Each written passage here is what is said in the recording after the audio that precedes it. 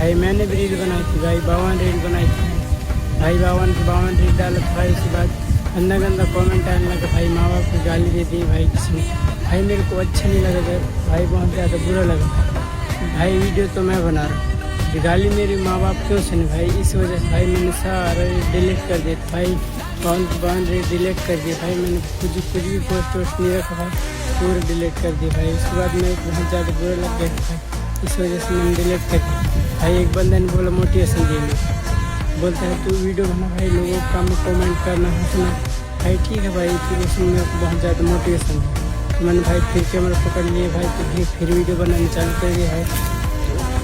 तो ज़्यादा से ज़्यादा सपोर्ट करो भाई मेरे भाई, क्योंकि सपोर्ट से ही लोग आगे जाते हैं भाई। तो मेरे को भी आगे लेके जाओ भाई, जो हंस रहा है मेरे को गाली दे, मेरे माँ बाप को गाली दे भाई, इनको मैं कुछ दिखाना चाहूँगा भाई, थोड़ा सपोर्ट दिखाइए भाई आप भी।